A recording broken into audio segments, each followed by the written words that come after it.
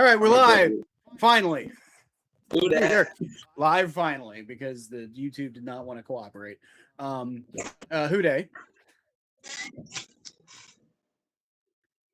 So we are here. Oh, is that what we're here for? Here for? No, we are just here. That's what. That is how reality works, I guess. So we are doing the top 32 running backs this week. Last week we did the top 32 quarterbacks. Sure. Although we also have NFL football to talk about. It's the preseason week 1. So I think the thing that I'll start, and I know Mikey feels the same way because we just talked about this, but my impression of NFL week 1 is stop having so many fucking impressions of week 1, people. Like, shut the fuck up. Like, stop. It's okay. So what happened in the Bengals game? I mean, not really a lot. Like, Joe Flacco looked pretty good, I guess. Joe Burrow looked okay. I mean, it took the offense a minute to kind of get going, but and he got sacked at one point. Everybody was like, "Oh, the offensive line's the best," and it's like, it's fine, guys. It's fine. It's fine. It's fine. Shut the fuck up. It's fine. Right. Okay. And the Saints blew a big lead, but their third stringers did it, so it's fine. Oh, I'm so sorry. I'm so sorry that we could not sustain a 2-possession lead against practice squad people. And shut up. Right. Man, like, okay, look, we lost the game. You think I'm crying over that? Like, dude, do anybody here know who Hunter Deckers is? Does anybody know who Jalen Moreno-Cropper is? I know who Taylor Deckers is. What? I know who Taylor Deckers is. You didn't even get his name right. Oh, I said it the same way you said it. What? You said Taylor Deckers, so I said Hunter Deckers. Huh? I said Hunter Deckers. Oh, well, I know who Hunter Deckers is. Who is that then? He apparently is the Saints' third string quarterback, as you told me before, like a few seconds ago. Actually, he's the fourth string quarterback. So he's the fourth string quarterback then, but he plays quarterback for the Saints apparently badly. Right. I mean, he wasn't terrible, but like people are acting like the Saints done. Like people are acting like we blew a 28-3 lead in the Super Bowl or something. It's like, dude, like we're not that bad. Oh, good grief. Yeah. Ashley's here. How you doing, Ashley? Ashley brings up a good point.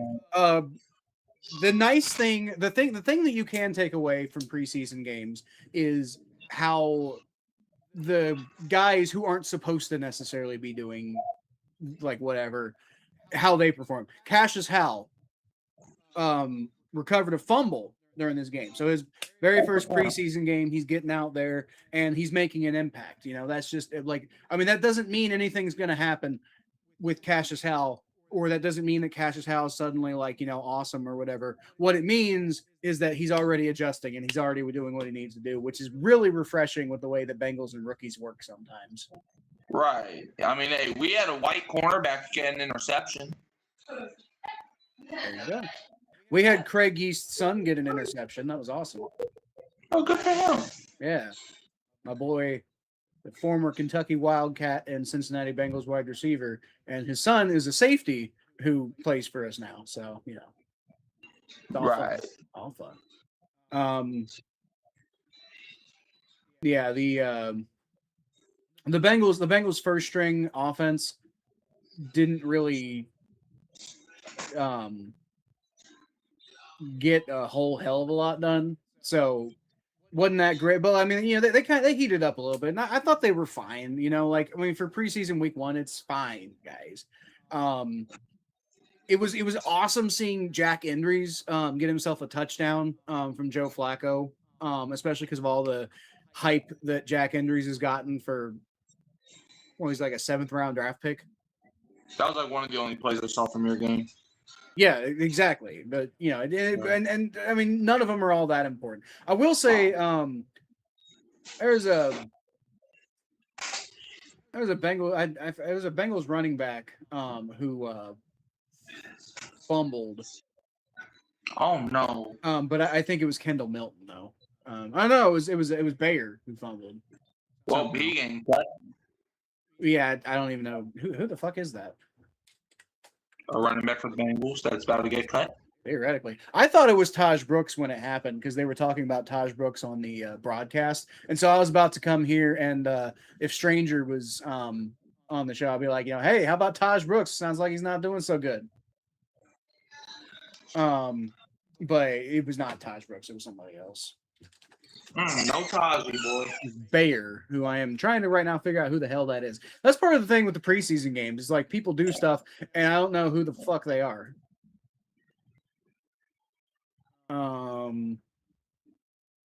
Doesn't even appear to be on our roster. What the fuck?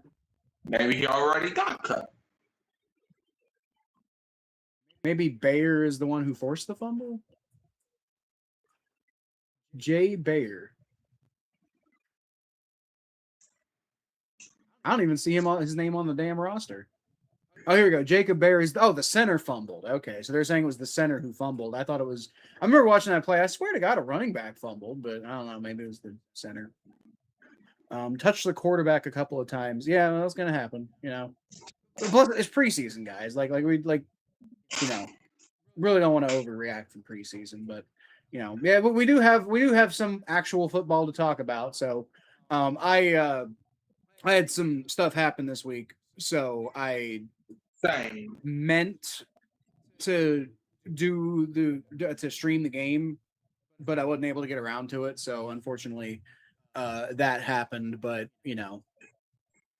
but we're here now, and I'll probably be here next week, getting it done. But unfortunately, was not able to make the first preseason game. Hopefully, able to make next week, which appears to be. Let's see, according to the schedule, Bengals are playing at 7 p.m. on next Saturday. So we play 3 p.m. on Saturday. 4 p.m. No, 3 p.m. Oh, 4 p.m. No, I don't recognize your fake time zone. I was in your time zone for like 2 days, and it annoyed the crap out of me. So say it correctly. No.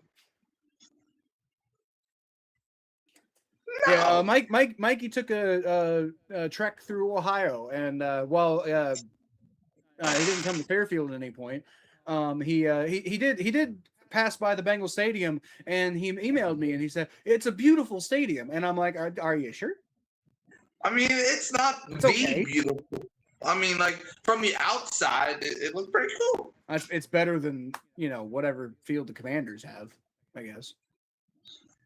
I mean, they need a good field for their tushy boy to run the ball.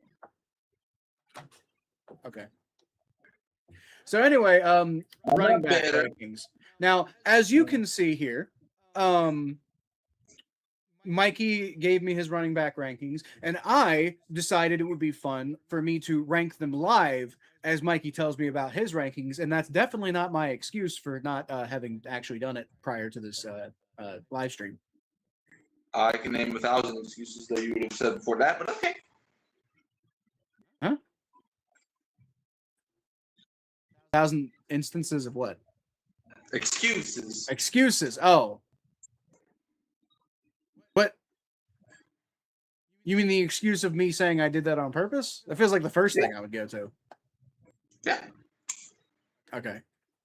But I definitely did do it on purpose because my intention. I was like, I think it'd be fun, if Mikey had his rankings already up and I was in the process of ranking them myself and I'm doing that on purpose because it's like everybody can kind of see my thought. But that's what I meant to do, Sure. It's true. It's true. Sure. The Saints fourth-string quarterback did not blow a 20-6 lead. Yep, I'm sure of it. Maybe he didn't. I mean, we almost won that game on the 2-yard line, but we had the Hunter Decker throw the ball, which was probably our first mistake. I blame today's violent media. What? I blame today's violent media. The media is always there to hurt your feelings. Fucking bastards. Can't stand Skip Bayless. Okay. So let's go through all this shit then. So Mikey, Interestingly enough, is at least man enough to admit that the Falcons have the best running back in the NFL. Yeah. And I don't think there's any suspense needed here. I mean, just in terms of sheer talent, I don't think you can disagree with that. I mean, in terms of like, the honest to God numbers, like, I mean, he was fine last year, but I wouldn't say he was the best overall running back. He definitely wasn't perfect. There were guys who I think had better seasons. But for example, guys who are getting older, or guys who happen to overall have better seasons, but may be on a new team this year, and that I think that's going to end up holding them back, and potentially, as I see later down in Mikey's list, Mikey also thinks that's going to hold them back. So yeah. Anyway, he's got Jahmyr Gibbs ranked number 2 here. And well, I'm just kind of rolling over. You want to explain your thoughts a little bit on both of those guys? Sure. Hold on, let me because I wrote all my thoughts down. I like doing them so I don't forget what I thought at the moment. So let me find them. I have them up, but okay, here we go. So I have Bijan Robinson number 1 because, in my opinion, he is the most complete back in football. He's an elite runner, receiver, and home run threat with very few weaknesses. That's why I put him at 1. And at 2, I put Jahmyr Gibbs, right? Because he's one of the league's most explosive players. Every touch has touchdown potential, and he's a dangerous receiver, right? Like Jahmyr Gibbs could have 2 yards entering the 4th quarter, and you're on your own 2-yard line, and he could have 100 yards after one play just like that. Because at any moment, that man can take it to the house.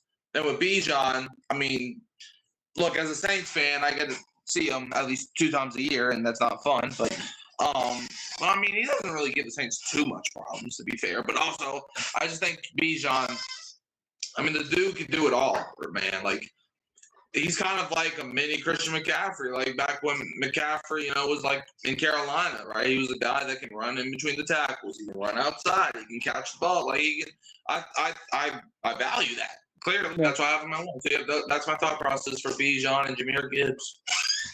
I agree with that.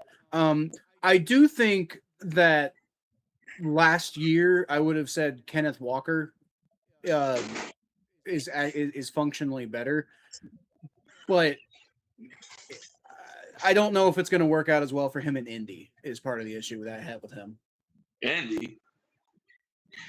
Is he not in Indy? He's with the Chiefs. Yeah, for some reason I thought he went to the Colts. Did somebody go to the Colts? Jonathan Taylor's on the Colts. Oh yeah, duh. I don't know why they'd sign anybody else. Okay, so Kenneth Walker. So I mean, maybe so. Okay, so Kansas City would be a better situation than Indy, but it's still probably. I still think that probably Seattle was better than both of those. So I think I agree with you about Bijan Robinson, but you have Kenneth Walker at 14. I almost certainly am going to put him higher than that. Okay. So Jahmyr Gibbs at number 2. Probably a good point. I think I'm going to agree with you on that one. Okay. What's your thought process there? On Gibbs at 2? Yes. Man, like I just said, man, the dude has home run potential. I mean, the dude, like every single time Jahmyr Gibbs touches the ball, a good play is happening. Like, you're not stopping Gibbs in the backfield. The dude is fast. The dude has like breakaway speed. The dude can make moves out of like nothing. Like, the offensive line could collapse and the dude will still find a way to get a first down. Like, you're not stopping. Like, you're just not stopping Jahmyr Gibbs. You're just not. Yeah. It's not happening. I think the thing is consistency is a big deal. And that's where these guys like Bijan Robinson and Jahmyr Gibbs, like you have to put them over a lot of these other guys because they're always consistently playing at like the top of basically anybody else. And so for me, that's part of why I rank Kenneth Walker a lot higher than you because every year he's pretty damn good. But again, we'll get to where I have Kenneth Walker ranked later. Okay. So you got Saquon Barkley at number 3, essentially. Yep. You want to explain that one? All right, sure, I can do that. Yeah, look, Saquon Barkley, right? You know, I understand, right, with the Eagles, right, he was running behind a great offensive line, but man, he still has he still possesses elite athleticism that makes him one of the safest stars in the league. I mean, look, just 2 years ago, that dude was able to hurdle over somebody backwards. Like, not anybody can do that. So I think the dude has, if we're ranking running backs off of a talent and what they can bring to you, Saquon Barkley, in my opinion, is the third best guy. He is the best running back behind Bijan and Gibbs. I mean, the man ran for 2,000 yards a couple years ago, and if he did not get nerfed by Kevin freaking Patullo, he probably could have did it again. So, yeah, Saquon Barkley, I think number 3. Like, a lot of people forget how great he was when he had a great offensive mind, and Kellen Moore, by the way, but a great offensive mind, helping him out. So it's Saquon number 3. I think I would put Jonathan Taylor here. Okay. Because my whole thing with Saquon Barkley and the next guy you have on here, Christian McCaffrey, I feel like I don't feel that the consistency has quite been there recently for me to really get behind them. And they're both really good. But in Barkley's case in particular, I feel like he was definitely one of the best runners in the NFL last year, but I didn't see him do a whole lot of special things last year. He's done plenty of special things before. I just didn't see it as much last year, and I feel like the main thing that he did really well was run the ball, and even then, I didn't think it was all that impressive considering what I expect out of him. So I feel like he's kind of vibing off of being on the Eagles, but it hasn't been like, I'm thinking Saquon Barkley on the Eagles should be taking the whole NFL by fucking balls. And that happened that definitely happened at one point, but I don't know if it's still quite the same. Okay. But I think Jonathan Taylor is the one thing about Jonathan Taylor that doesn't have me putting him a little higher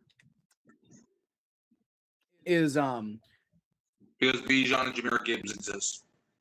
Well, I was mainly thinking he's had a little bit of an injury issue, and for a running back, he's getting a little older.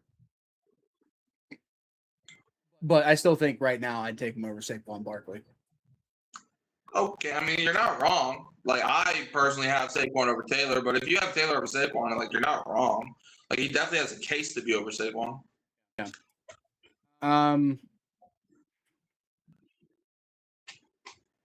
I feel like the top 10 other than 1 and 2. I feel like from 3 to about 9 or 10, I feel like is interchangeable. You can have them anywhere. Yeah. Well, to some extent, there's one guy who I see in your top 10 who I understand in theory, but I haven't seen it yet. We'll get to him in a little bit.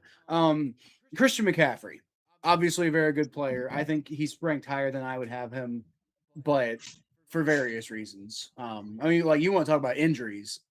This man's had a lot of injuries. Yeah, he has. And that does kind of ultimately bother me.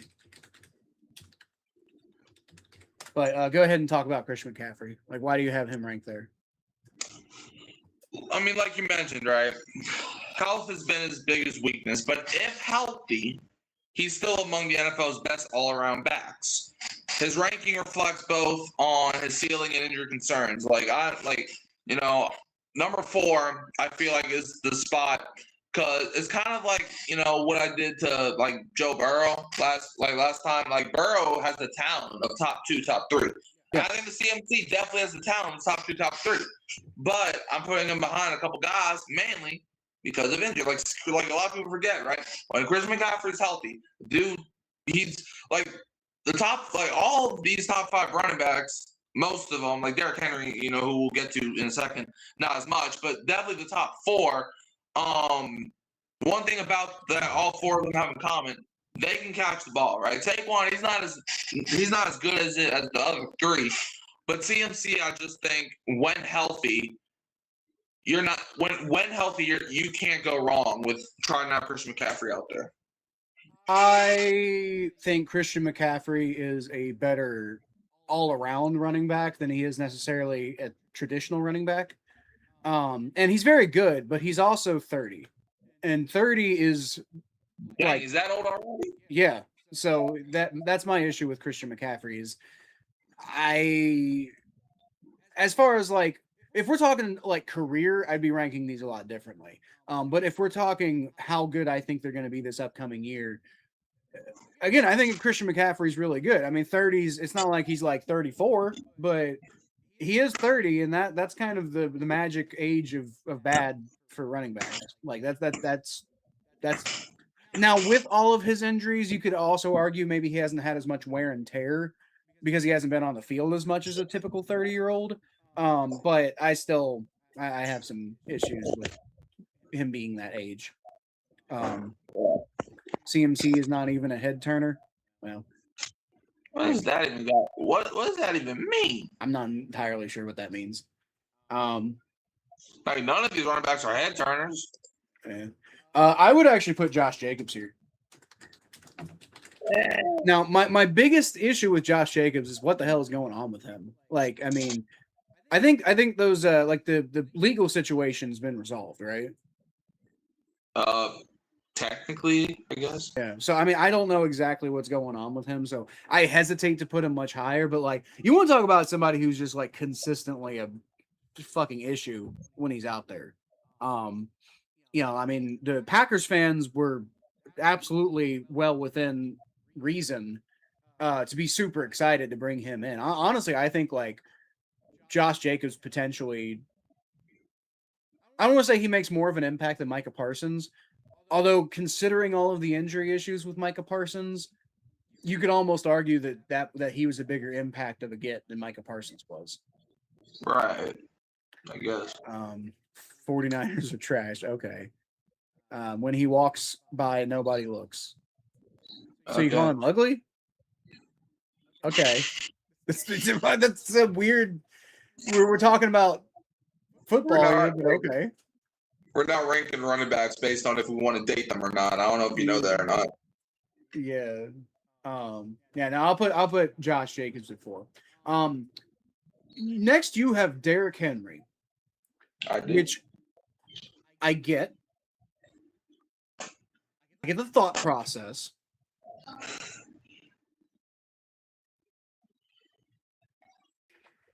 I don't agree. Did not expect. I have some big problems with Derrick Henry, and it's not just because he's not just because he plays for the Ravens. I've got some serious concerns about Derrick Henry. I don't even think I think it could be the case that Derrick Henry, this is the year he completely falls off and possibly even gets benched for another guy. So I mean, like I don't even think I'm going to have him on my top 10.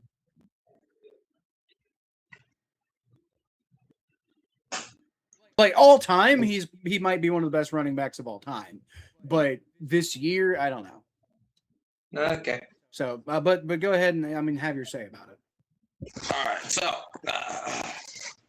Derrick Henry. Now,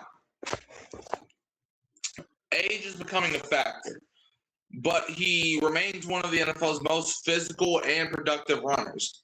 Like, I'm sorry, but like I still believe to this day, if you are one-on-one against Derrick Henry, say your goodbyes. You ain't winning that matchup. Unless you have the strength of Ray Lewis and 150 men, I'm sorry, it's over. Like, Derrick Henry, even with his age, he's still a guy that can run right through a brick wall. Even, like, and I saw it a couple times last year. It's not just me saying that because he did that in Tennessee. Like, yeah, last season, he didn't have as great of a year as he had previous. But, like, if we're, like, running backs, like, as a pure runner, Derrick Henry still, I think, is top 3 as a pure runner. So I think Derrick Henry, number 5, is where I put him. Okay. Derrick Henry is 32. Yeah, and he still can run you well. I don't disagree with that. I mean, that man is a beast of a human being. I'm not gonna necessarily disagree with that. I mean, you saw what he did to the fucking Packers last year, right? Right. Like, I mean, but at the same time, the Packers game was the only game that I was really like, oh yeah, that's Derrick Henry. That's Derrick Henry's still a fucking problem. But every other game that Derrick Henry played in last year, I just wasn't that impressed. I mean, he kind of, you know, to like when he was on the field, although he wasn't on the field a whole lot, but like when he was on the field, he kind of beat the fucking tar out of us in week 15. But he also only got like 11 carries. And I think the fact that he's John Harbaugh just hates running the ball, to be fair. Well, I guess, but like I think some of it has to do with the fact that he is, you know, getting older. You know, like this year he's 32. You know, I don't even know if he's like let's see. So okay, so his birthday, so he just turned 32, I think. But he is 32, and I think the Ravens possibly aren't going to give him as many carries because of it. And he also had some pretty bad fucking fumbling issues last year. That's my other thing with Derrick Henry. I don't even think I have him in the top 5 at this, or top 10 at this point. Yeah, I mean, don't get me wrong. Absolute nothing but respect to one of the greatest running backs, at least of his era, if not all time. Nothing but respect to Derrick Henry for what he's accomplished in his career. But I do think he's on the downslope, and I do think it's possible that he doesn't even finish the season as the starting running back for the Ravens. Now that's, I think, a stretch in my opinion. Okay, that's a hot. That's definitely. I wouldn't bet my house on that. I'm just saying I think the fact that I can even talk about that as a possibility, to me, is why he's not a top 10 running back. But that's the thing. I don't think you can talk about that. But I think I can, though. That's what I'm saying. Like, you can. Who else on the Ravens is going to take touches away from Derrick Henry? You know what? Okay. That's fair. Let me look at their roster then. I suppose it was more of a comment about Derrick Henry than a comment about the Ravens. But fair enough. Because I'm sorry, but like if there's not a guy that's backing up Derrick Henry that does way better than Henry, they're not getting. But then Derrick Henry's going to be out there fumbling the ball, and he's still not going to look like that damn great. But he's not going to get touches taken away from him because he fumbled the ball 3 times. Okay, so first of all, Justice Hill is somebody who the Ravens trust. He's not gonna. Justice Hill's not a workload back. He's just not. I think the Ravens tried to make him that. They tried, and it did not work. Before they started, at the very least, I think Justice Hill could end up having more carries at the end of the season than Derrick Henry. Like, and not even necessarily because the Ravens are benching him, just because they're load managing. You know? Okay. Well, yeah, maybe if it's like towards the end of the season and they got like a division title locked up or playoff berth locked up, then maybe. I don't think so. I think Derrick Henry's age is catching up to him. And I think the Ravens, I mean, you can see that in the evidence of how they used him last year. I mean, they were already ramping down his carries last year. And like I said, he had one huge game against the Packers. And other than that, you know, I mean, like that wasn't like, you know, like he did have some 100-yard games. I'm not saying he was ineffective, but the only like really big blow up game he had was the Packers, and he did well week 1 against the Bills, but he also fumbled against the Bills, and you know, and there were other issues going on there. Like he got a lot of yards, and he did get 2 touchdowns, but he had a lot of other problems in that game. Yeah, look, Derrick Henry's not a perfect back, but he's still a guy where if he's your number 1 running back, you're not going to be upset about it. So I'm not saying you're going to be upset about having him on your team. I'm just saying, like, I think his age is catching up to him, is what I'm saying. We've been saying that for the last 4 years, and he's still. I haven't been saying that for the last 4 years. I've been saying Derrick Henry is a problem for a while. The one thing I've said is historically, now that wasn't the case this past year, but historically he wasn't. He was somebody the Bengals had a tendency to contain pretty well. I wasn't saying he as a whole was falling off though, but after what I saw last year, I'm like, I don't he kind of seems like he's getting up there now. So I'm mark my words. Derrick Henry will not look like Derrick Henry this year. That's another thing a lot of people have been saying the last 3 years too. Well, that's something that I have not. I'm only now saying, so I don't care what other people have been saying. Well, okay. So, for me, in my number 5 spot, I think I'm gonna put Kenneth Walker here. I think he's still really good, and I mean, like, I do think he's gonna not have as much. I don't think the Chiefs are gonna use him as well, so I don't think he's going to like if he was staying on the Seahawks, I might be considering putting him number 1. I don't think I would. I think I'd still have Bijan ahead of him. But I mean, that's how good I feel about Kenneth Walker overall, as like a consistent gadget player type guy. And maybe the Chiefs isn't the best place for him, but I still feel like he's a really damn good player. I don't know. I think Kenneth Walker is a little bit like overrated in my opinion.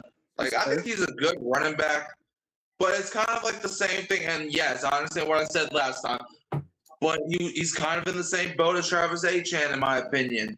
It's like Kenneth Walker can have a good game, but he's never like. I'm sorry, like other than look, he had a great playoffs. I'm not taking anything away from him, but at the same time, it took Zach Charbonnet getting a season-ending injury for Kenneth Walker to start going off. Now I don't know if that's coaching. I don't know what that was, but I don't know because even the year before last season, even like I don't know, he was just inconsistent for me. That's my issue with Kenneth Walker. Fair enough.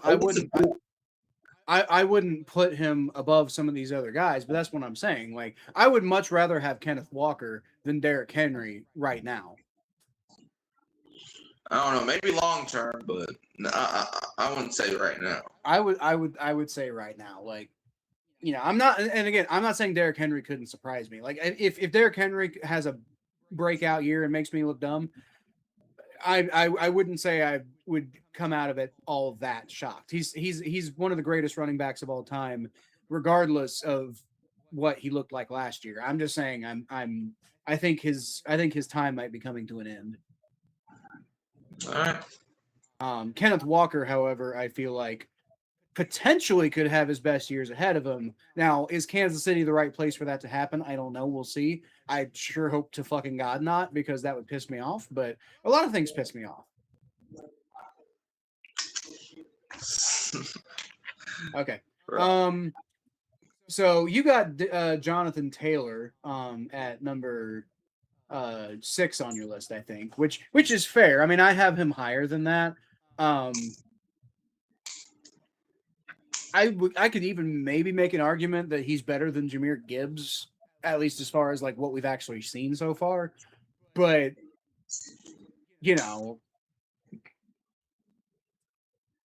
there have been some injury issues and stuff. So why don't you talk through it a little bit? Okay, sure. Jonathan Taylor at 6. He has an elite blend of speed and power when healthy, still capable of carrying an offense. I mean, a lot of people forget, right? Last season when the Colts were going off, Jonathan Taylor was in MVP discussions. Now the Colts started, losing, and then he fell out of those discussions, but he was in them for like a few weeks. Now,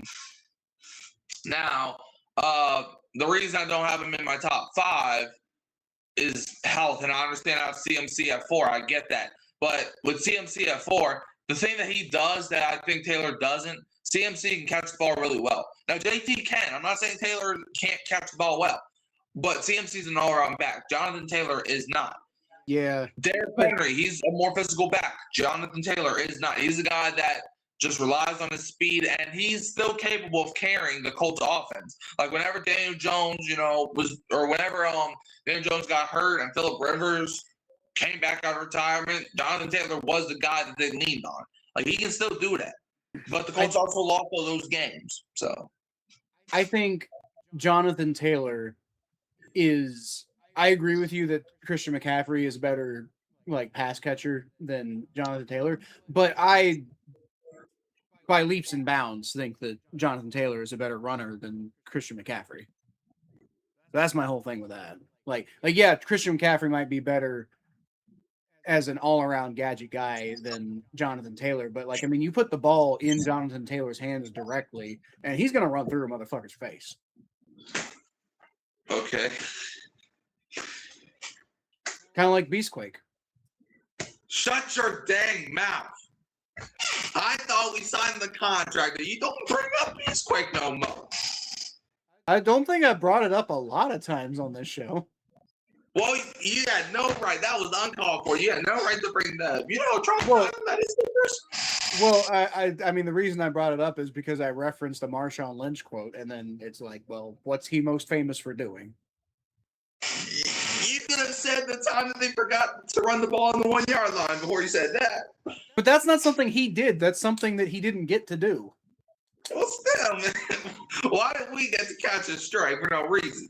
That was like 15 years ago almost. If not 15 years ago. Okay. I was barely alive. Interestingly enough, I noticed you don't have Alvin Kamara on your list at all. Why is that? Because he's not a starting running back. Well, this isn't necessarily about starting running backs because we don't know who's going to be starting. We don't know who's my list. Personally, I have a list about who's the best 32 running backs, regardless of who is going to technically be a starter or not. I just did starters because that's what I decided to do. I mean, fair enough. Okay. So I think this is where I'm going to put Saquon. Okay. Because I mean, at the end of the day, Saquon Barkley is a problem. I feel like he hasn't quite lived up to his overall potential in Philadelphia. He got off to a great start, but I just feel like last year wasn't quite what you would have thought would come out of Saquon. To be fair, Kevin Patullo is a terrorist. That's one way to put it, I guess. He's a terrorizer of Saquon Barkley. Right. I mean, and I think that's fair. That's why I wouldn't put Saquon Barkley lower than that, is because I don't think it was necessarily his. I think the offensive scheme was definitely part of what was going on with Saquon last year. But at the same time, like I can't deny that it happened, so I got to knock him down a little bit. Right.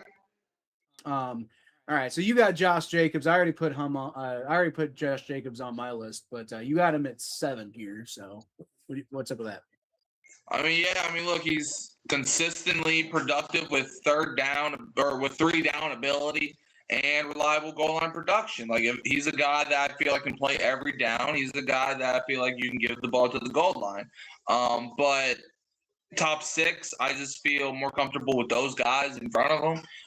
Josh Jacobs, he's not a bad running back to have, but I mean, it's kind of like the same thing with Kenneth Walker, in my opinion. You know, I think he's better, clearly, but consistency, like, I just think, you know, there's some games where Jacobs doesn't show up, but there's some games that he does show up.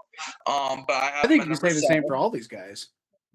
Exactly. So I choose to put him here because, you know, he's consistently productive with 3rd down ability or 3 down ability. If we're being honest, like, I mean, there's plenty of times when I looked at Bijan Robinson, at least over the last year.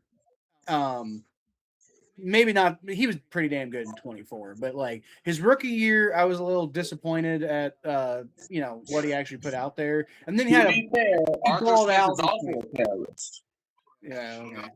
He balled out in 24. I can't lie about that. But last year, you know, I mean, he was up and down.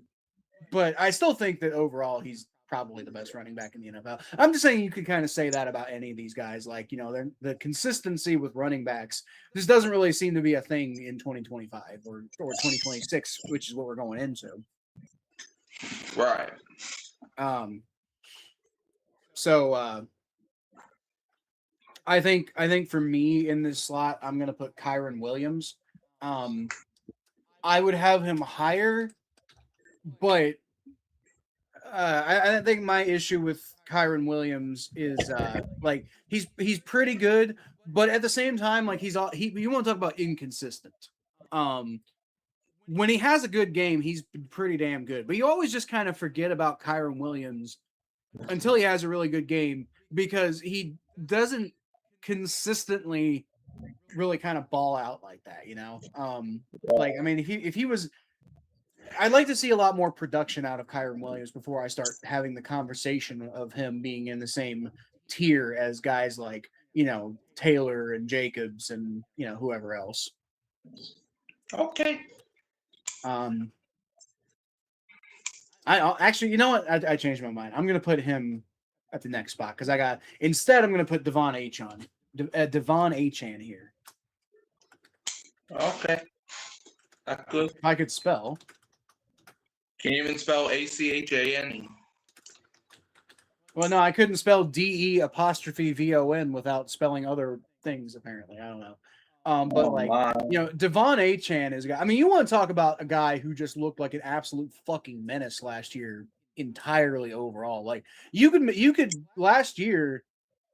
I think you could have made the argument to me that Devon Achane was just straight up the best running back in the NFL. Period last year. Now, maybe not overall going forward. That's what I'm going to expect. But in terms of like just actual what he put on the field last year, I think Devon Achane was better than anybody else.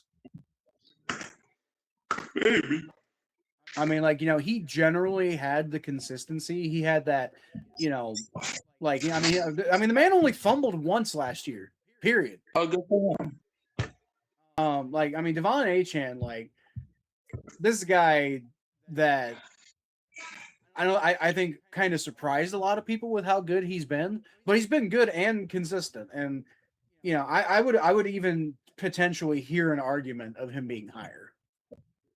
Good. Okay. So you got Breece Hall here. Breece Hall. Number I'm sorry. Ashton Genty. Which, to be completely honest with you, I'm like, how the fuck do you have Ashton Genty that fucking high? What? I mean, like, yeah, he like college tape, but like, what the hell did he do in the NFL that makes you think Ashton Genty deserves to be ranked that high? Man, look, his talent is special. Like, okay, yeah, I haven't seen it do anything yet. Look, the dude dealt with Chip Kelly his rookie year. Anybody was going to do terrible. Okay, lots of guys had bad coaches. Exactly. That's the Ja'Cory Krosky Merritt. I mean, like, what was his coach? Dan Quinn. I don't know if that's that great. I know, that's why. Whatever.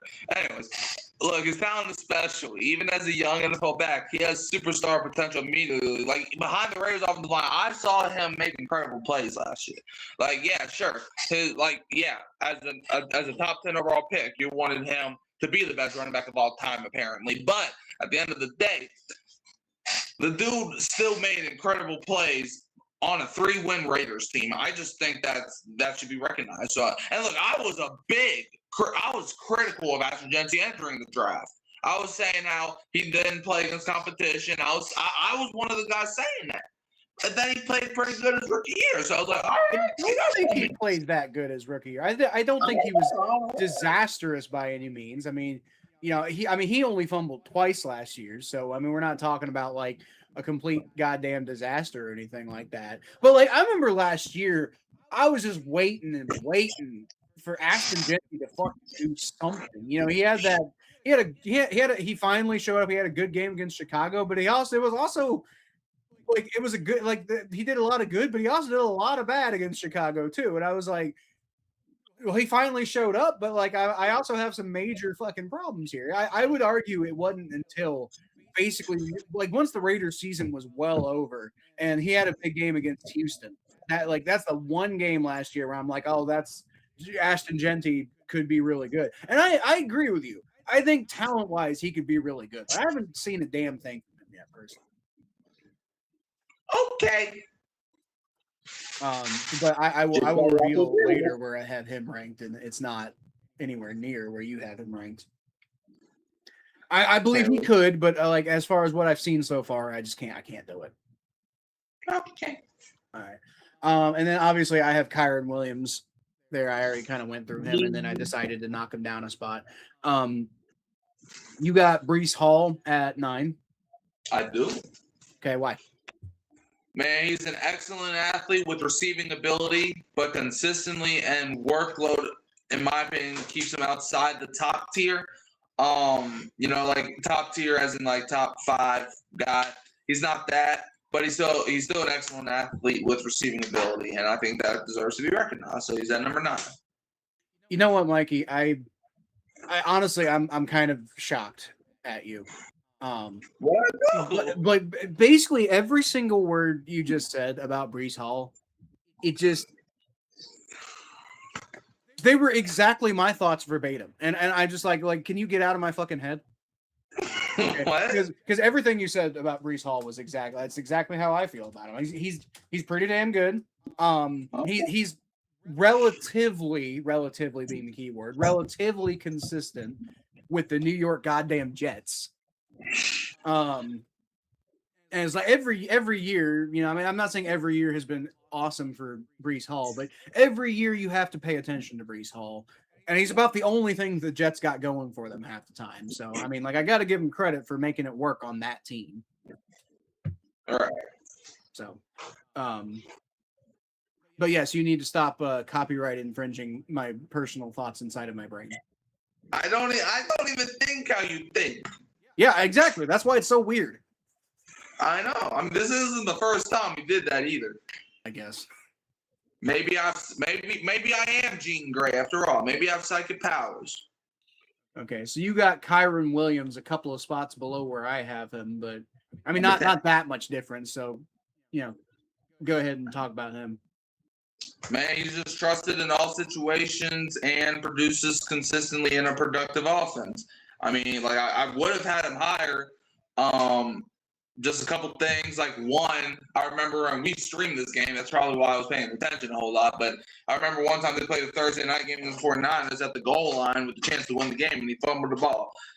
I'm sorry, I just can't put you higher than the only reason I even have him at number 10 is because he's still a consistent rusher. He's still productive in a productive offense. I mean, dude, putting up the numbers that he has when he's on the team with Matthew Stafford, Puka Nacua, Devontae Adams, like that's not an easy thing to do. Because usually the running back you would think would just fade out of the offense completely. But no, Kyron Williams, he still puts up numbers behind record breakers like Stafford, Adams, Puka, all of these guys. So yeah, I think he's still tough to running back. He's just, gotta work on a couple things and then he can be way high in my opinion. So I think this is the spot where I'm going to put CMC. Because for me, again, I know I got Jonathan Taylor up a lot higher, but injuries really matter to me, especially with Christian McCaffrey being, a little older. And I mean, he's very well rounded. I'll give him credit for you don't know what that motherfucker's going to do if he's on the field. But in general, Christian McCaffrey is a really significantly notable part of any game plan you could potentially have. I just feel like he's not as effective as a runner, which when you're a running back, I think is kind of a big deal, I'm not saying he's a bad running back. I'm just saying as a runner, I don't think he's all that impressive. He's much more impressive catching passes out of the backfield, which is a big deal. But right. But I mean, he just doesn't, if he's taking a handoff, I don't really expect him to do much with it. Right. So that's my whole thing with Christian McCaffrey. That plus some of the injuries kind of bother me a little bit, but I mean, he's still very effective. And, the 49ers seem to know how to use him really well. So I guess it doesn't really matter all that much if he, maybe not the best pure runner in the NFL. Also, Kyle, I don't know if you saw, but CJ tying up in the chat he disagrees with your Kenneth Walker placement. I'm just saying, man. Like Saquon Barkley, my whole thing with Kenneth Walker is all I've seen out of Kenneth Walker is just like consistently every year. Now, I mean, maybe not like every single game to game, whatever, but like over the course of a whole year, Kenneth Walker consistently knocks it out of the park, man.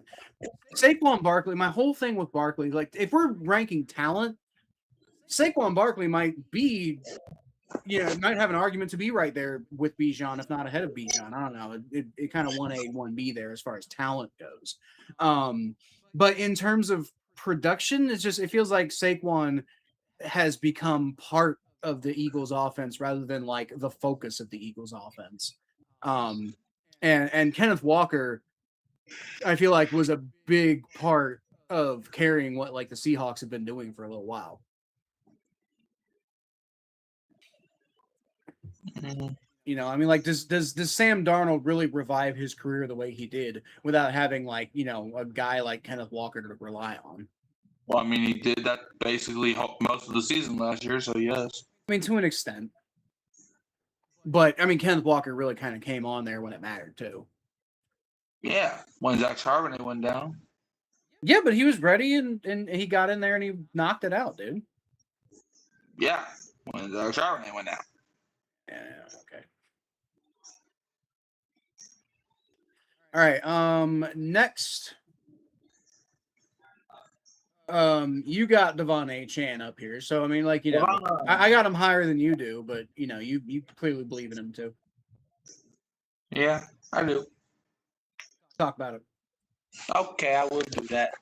Devon Achane, he has incredible speed and big playability. Durability and workload questions prevent a higher ranking. I mean, self-explanatory. I mean, the dude can run the ball incredibly fast. Like if you are trying to beat him in a track race, like I'm talking about going to the end zone one-on-one on foot, you ain't winning that. Like you might as well just say your goodbyes, man, because you ain't winning that. But durability and workload. He's probably gonna get a big workload this season because they're not gonna throw the ball that much with Malik Willis. I'm sorry, that's just not gonna happen. So maybe I don't know. But Devon Achane's at number 11, which like you can make arguments for him being higher, but I just think the 10 guys I have ahead of him, I would trust like in an open. Well, he's at number 11. Yeah, fair enough. I'm gonna put James Cook at number 11.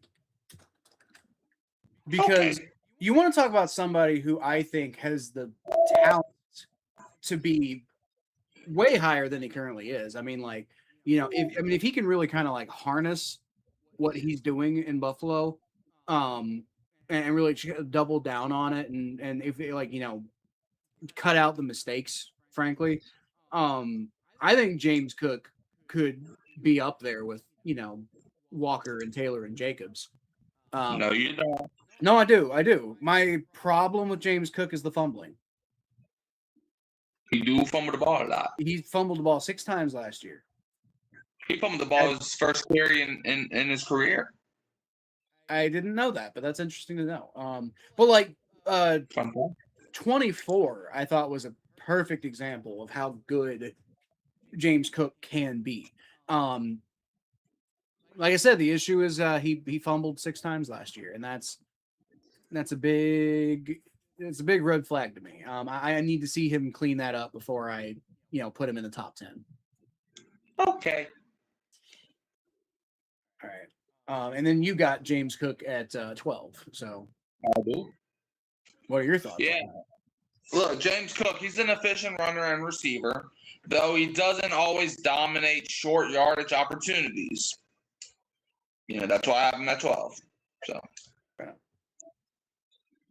like, if it's like the dude can run. I mean, he led the league in rushing yards last year. I get all that, but he can run. Like, if you expect him, like if it's like a 2nd and 8, he can get you the yards. He can get you a first down. But if it's like 3rd and 4 or 3rd and 3, 3rd and 2. There's just more guys I would trust in that situation because James Cook, he's like if the entire defensive line is game planning against James Cook, You're probably Cook because James Cook, he's just not that tall. He's not that physical. So I just don't see him dominating short yardage opportunities like I would want to see. So yeah, I have him at 12. Fair enough.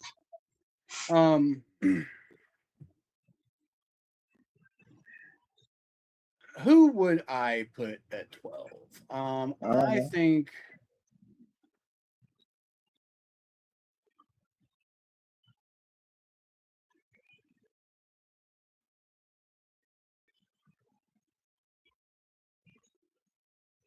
I'm just discussing it. I'm trying to decide if I'm crazy or not. Oh no, you're definitely crazy. Thanks. We already know that. Well, it might be true. But I'm crazy too. Because I'm thinking about putting Zach Charbonnet here. Now you're definitely crazy. I mean, I get it, but he was really damn good last year. Like, and I mean, he was all he did. He was pretty solid in 24. What? All he did was get touches at the goal line. He was insanely effective when he did, though. Yeah, congratulations. So was Jamal Williams a few years ago. Doesn't make you a top 15 running back. I know. That's why I think I'm crazy. I was saying I was thinking about it. I don't have nowhere near the 15th mark.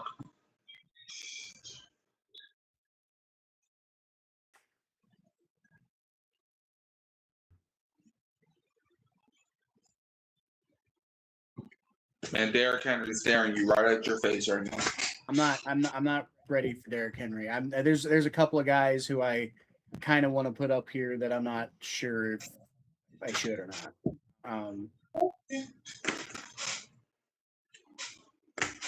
Stick up.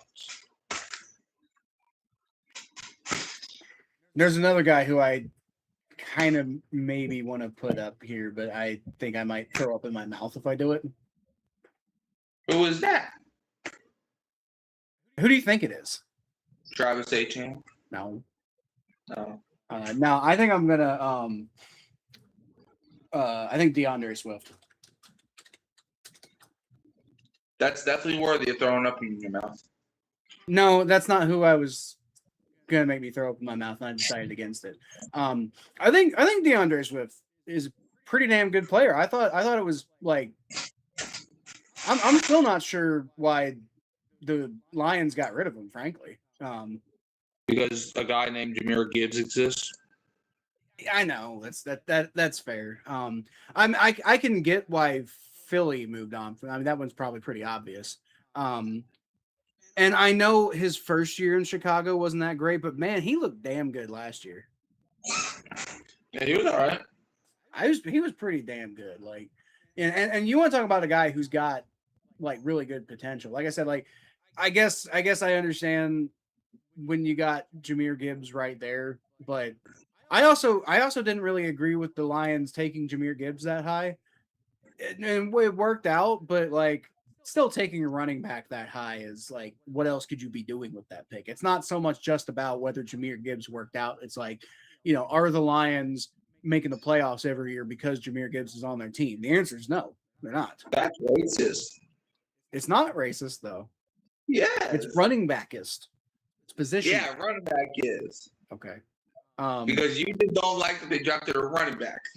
I don't mind that they drafted a running back. I just don't like that they drafted a running back at what was it, 10? 12. 12. Okay, whatever. 12. Nah, if you're going to accuse them correctly. It's a technicality. The point is, it was top 15. Like, we're taking a running back that high to me is insanity. Like look, what did that get the Giants? What, like Saquon Barkley, one of the best running backs in the NFL, phenomenal player, absolutely from a personal standpoint worthy of a pick like that. But what did it get the Giants? It got them like one playoff appearance. You want to know why they didn't do nothing when they had Saquon? Because they didn't build a team. Exactly. So if they had used that pick on a player that would have made more sense than a running back in that spot at that time, then I'm not. This isn't an anti-Saquon Barkley thing. This is why are you taking Saquon Barkley, a running back, at that spot when you're the fucking Giants? Like, if you've got to pick that high, then you need to build a team. Like the only reason I kind of got Jahmyr Gibbs is because the Lions were already arguably competitive already, but the Giants were not. Who else would they have drafted? I don't know, somebody who would have fit their needs better. I don't even remember who was in that draft off the top of my head right now. It's not the point. Okay. I think there's plenty of guys who could have filled a need much better, and like drafting Saquon Barkley at number 2, if you're the New York Giants, is a symptom of the team building that got you in that position in the first place. Okay. And again, I agree that Jahmyr Gibbs is a pretty damn good player. And it's like the one time I've been like, okay, if you're going to take a running back that high, I think the Lions might be a decent a team in a decent position to make that work for them. But like, how'd that work for them last year?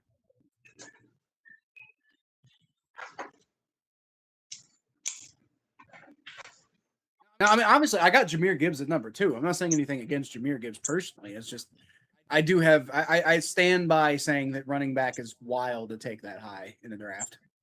I mean, you could say that literally about any position. Because like, if you don't build a team before or after drafting them, you're not going to have a good team. But the issue is the impact that you get from a running back. It's like taking a linebacker that high. The impact that you're getting from that position versus what else is on the market isn't going to add to your team as much as like some other impact positions like quarterback or offensive tackle. Or if it's a great linebacker, I would draft a great linebacker, like an elite linebacker at number 2 over a pretty good wide receiver at number 2. Why? What linebacker in the NFL can you like pure linebacker? We're not talking edge rusher who Right. linebacker sometimes. What pure linebacker in the NFL right now is impacting the game in such a way that you would devote that many assets to getting him? Fred Warner. I don't think he's impacting things in at that level. I mean, like the 49ers have a lot of talent on their team. He will. And that's kind of that's also my other point. Like the 49ers didn't spend a super high pick to get Fred Warner. I'm just saying, I mean, like last year, a lot of people thought, like, they're probably joking, but like I heard some MVP conversations coming out of Fred Warner. So. Okay, and that's fair enough. Fred Warner's a phenomenal player. It's not I'm not arguing that. But they got Fred Warner in the 3rd round. Yeah. Right? Like you don't need that's kind of what I mean. Is it's not just about like what impact that player is going to get you for like based on where you're taking him. It's also like how much impact could you get anywhere other than taking it, this high. Running back is a position where undrafted guys on a semi-regular basis end up being great players. I mean, you can say that pretty much about every position. And also in a lot of cases, these guys aren't lasting like, super long stretches of their career and stuff like that. Like, the injury rate with running backs is high. It's like the amount of investment value you have just with a pick that high alone. There's just so many reasons why spending on a running back is like, unless you're in a position where like, that's the last piece you need to go win a Super Bowl. Yeah, that's why it's a rough proposition. And even the Lions, who I thought were in the best position I've seen to actually be making a pick like that, even for them, it hasn't really turned out the results they were looking for. But yeah, they got a great player, but what's that doing for their success? So, anyway, you speaking of Kenneth Walker, that's who you got next. Yep. Yeah, Kenneth Walker III, number 13. He's a dynamic runner who creates explosiveness, but injuries and pass catching limit him.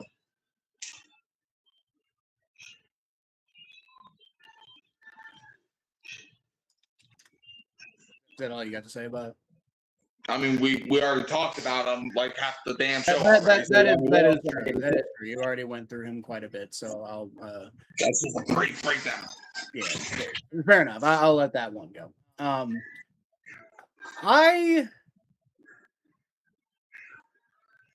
I was really impressed by Kamani Vidal last year. I don't think I'm ready to put him quite that high, but I'm definitely thinking about it. I think I might put Bucky Irving here. Okay.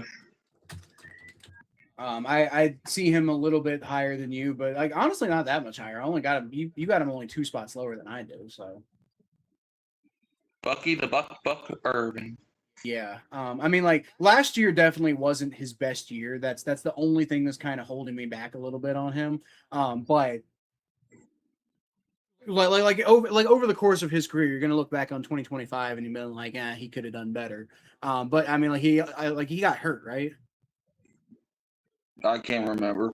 Yeah, well, I know he definitely didn't get as much opportunity last year. But I'm just remembering his rookie year. He was fucking menace. Yeah, he was great his rookie year. A lot of people were already putting him in the top 5 after his rookie year. I mean, he looked by the single season itself, that was potentially justifiable, but it's a lot. And I think last year proved why maybe overreactions aren't the best idea. But he wasn't even that bad last year. He just I believe he got hurt last year, and that was part of what kind of held his season back. But he also I wonder if he kind of went into camp with a bit of an injury, or went into the season with a bit of an injury, because he didn't look all that good at the beginning of the season, and when he came back, he was looking pretty damn good. The last couple games of the season didn't go so well, and the Buccaneers really needed him to do well at the end of the year.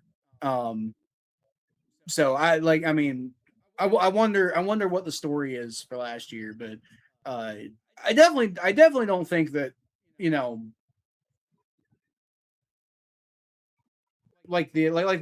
once he came back last year, he was looking pretty damn good.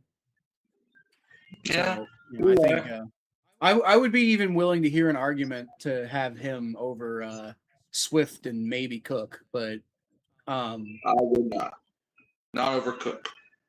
Yeah, I mean, you're allowed to be wrong. You're allowed to always be wrong. Okay. I mean, you're the one that thinks football's just a game. So. Well, it is. So, I mean, that's just objectively true. It's not. You got Omarion Hampton. Yeah, I do. At number 15. Why? Well, number 14, first of all. Second of all. Okay, right. Number 14, my bad. Yeah. Last year I feel like injuries did cut his rookie season short, but when he was on the field, I feel he was a powerful rookie with every down potential if he earns a featured role quickly. I get that, but Kamani Vidal looked pretty good in his stead. So you can go one more time and say the words Kamani Vidal. He played pretty well. No, he didn't. Yeah, he did. What do you mean? No, he did not. What do you mean he didn't play well? He played. I mean, he wasn't electric, but he was pretty. He was pretty solid. Congratulations! He earns the Nyheim Hines Award. Okay. I mean, my point is maybe the Chargers, particularly with Jim Harbaugh as their coach, maybe that was just a good situation for a running back. I'm not saying Omarion Hampton's not good. I'm just saying it was one season and he got hurt, and other than that, we don't really have a lot to go off of. Uh-huh. I mean, I don't know. He's pretty good. I'm not really trying to argue that hard against him, but it's fine. I'd put Chase Brown here. Now, I mean, the one thing I'll say about Chase Brown is, I mean, as a person who's watched a lot of Chase Brown, I mean, there are definitely times where I want to see more consistency out of Chase Brown. He kind of pisses me off sometimes. But then again, sometimes he comes out and he has games like he did against the Jets, and you're just like, dude, this guy, especially for a 5th-round draft pick, like this guy is something else. Like, Right. like I said, I'd like to see him be a little more consistent. He fumbled a couple of times early in the season last year, and Well, definitely didn't get off to the best start. What? Don't do that. I know, I agree. I need to see a little more consistency out of Chase Brown, but like I think Chase Brown, if he comes out and has, like if his 4th season upcoming, because I mean he's coming into a contract year. So I mean, like if he can, grab a hold of that, I mean I could see him shooting up this board. I mean, like I can tell you off the top of my head, I don't, as somebody who's watched a lot of Chase Brown tape, I can tell you that that guy's got a lot of special talent inside him. He's not always playing up to how good he can be, but he can be damn good. No, he's good. I'll give you that. He's good. He's a problem. He needs to be more consistent, but he can be a problem. And I almost kind of feel like I'm doing him a disservice by putting him this low. But I also am like, would I really put him above Bucky Irving? Would I really put him above, Swift and Cook? And I don't think I'd put him above CMC, but like some of these guys who I have right ahead of Chase Brown, I'm like, yeah, I don't know. Right. So speaking of Bucky Irving, you got him here at the next spot. Yeah. Bucky Irving. He's shifty, elusive, and improving rapidly. Could continue climbing these rankings, if he bounced back this year. And this is me as a Saints fan saying this. Look, I was really impressed with Bucky Irving his rookie season last year, and not too much, but I don't know. I think he could be something special in the league. So yeah, that's why I have another team. I think there's a couple of things he needs to overcome, but yeah, obviously I have him ranked a little bit higher. I think he's pretty good, but we're generally in pretty decent agreement with him. Yeah. I think next I got I think David Montgomery. One thing I'll say about David Montgomery is I was decently underwhelmed by him when he was getting his career started. With the Bears, I thought there were some flashes. Obviously, his sophomore season was really pretty damn good. But like overall, I was like, yeah, this David Montgomery doesn't really excite me. But man, since he got to Detroit, he's been something else. And maybe last year wasn't like as good as the first 2 years, but I think David Montgomery might be like the most underrated running back in the NFL. Now, he's on the Texans now, and we'll see how the shift changes him. But I mean, the shift from Chicago to Detroit worked really well, so maybe this will do it even better. Maybe. I really like David Montgomery, so I'll give him.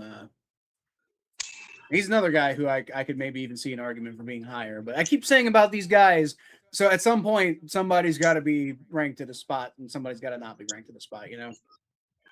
Mm-hmm. Okay. Next on the list, you got Chase Brown. So tell me your thoughts about him. Yeah.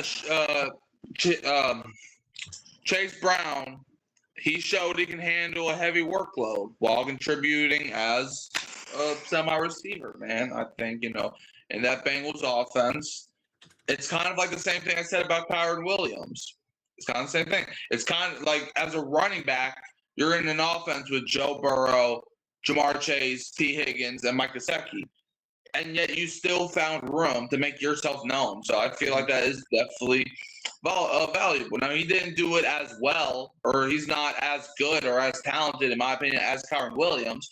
But I still think, he showed some things where it's like he can be a number one running back for a team. So, yeah, he's at number 16 for me. Fair enough. I think for me, number 16. So basically, the guy I think is the dead center, the guy who you judge all other running backs against because where things are at right now is really just kind of like, if you're here, then you like I think he's kind of like right on the edge of being a guy who like can be your guy going forward to some extent. Although even I already talked about his age kind of bothers me. So I'm sure you probably know who I'm talking about now. Okay. Yep, I got Derrick Henry right here, smack dab in the middle. Okay. He's getting too old, man. At some point, players start breaking down, and I feel like we've already seen that from Derrick Henry last year. Like I mean, yes, he's still the type of guy that you don't want to get smacked into full force. But if you're an NFL player, I feel like there's a lot more strategies to deal with Derrick Henry than there used to be. All right. Well, first of all, John, that is disgusting. Never say that again in your life. And two, I mean, I still think Derrick Henry, like I said earlier, I think he's still a pretty solid running back, man. I mean, I think he's still top 5. I don't care what nobody says, but Yeah. I mean, once again, I want to be absolutely clear. If we're talking about like career, then Derrick Henry, I'm not saying he is the best running back of all time, but he's like in the discussion, But right now, I don't even know who I would put number 1 right now. Adrian Peterson was pretty damn good. Him or Adrian Peterson? My only thing with Derrick Henry is like at the very beginning of Derrick Henry's career, he struggled a little bit, and then there were like, there were a couple of lean years here and there. But like overall, Derrick Henry was just a fucking monster, dude. But I do think eventually Adrian Peterson fell off, and I think Father Time's coming for Derrick Henry too. Adrian Peterson, fun fact, used to play for the Saints too. I remember he was there. It didn't go well for him at all. He was there for like a week. Yeah, and then he beat his kid and got kicked off. Wait, what? Beat his kid and got kicked off. Oh. You don't I didn't know that. I didn't know that. That's a big part of why he didn't work out with the Saints. Yeah. Why he do that? I don't know the whole story about it. I just that's what I heard happened. I don't even know what the. I mean, I knew he beat his kid, but I didn't know it was when that led to his demise. Well, that's why his career just completely fell off the map. Because the Saints were his last stop, right? No, they weren't. Okay, well, maybe I got it wrong then. He played for like 3 or 4 more teams after us. Really? Yeah. I mean, I know he was. Oh, good Lord! No, he was the second stop after the Vikings. Never mind. I've got my timeline completely off. Then it's I guess it must have been when he was with the Seahawks that happened. Maybe. Yeah, you guys were the ones who got Adrian Peterson right after he was done with the Vikings. Yeah. Okay. Yeah, I just had that timeline completely mixed up. Y'all gave him. Y'all didn't even give him that much money. I mean, you gave him like $7 million. I think $2.5 million of it was guaranteed to basically show up to camp. Yeah, because he didn't even play. I don't think. I don't know. But anyway, you got David Montgomery next. I do. Talk a little bit about him. Yeah, he's one of the league's best short yardage and goal line runners. And he's coming off of a few years where he was sharing touches, sharing carries with Jahmyr Gibbs. And it's like I said, right? Like kind of like what I said with Kyron and Chase Brown. But with this case, I mean, in that line's offense, he wasn't like when he went there, it was at the time, it was looking like, okay, you got him and DeAndre Swift. But then they dropped Jahmyr Gibbs and they trade away Swift. And then it's like, okay, now you got him and Gibbs. And it was, I mean, there's a reason why they called him Sonic and Knuckles. I mean, he was great. He was great in the carries he got. So number 17, he goes. I'm gonna put Zach Charbonnet here. Okay. I know I was playing around with him like way too earlier, but I do think I'm higher on Charbonnet than you are. And I think this is probably where the fair spot for him is, because I do think he's a little bit better than he gets credit for, and he's better than a lot of people I think expected him to be. And I mean, you could definitely make that argument. I mean, that was the same argument I made about I forget who it was earlier, but yeah, basically, like, you know, you could make the argument about Kenneth Walker, like, you know, well, Zach Charbonnet, you know, also looked pretty good. So, you know, how good really was Kenneth Walker? And that's fair enough. I just think they're both pretty good running backs. I think Seattle knows how to develop running backs, basically. Mm-hmm. All right, so you got Chuba Hubbard next, and I'm sorry, you got Tony Pollard next. Right.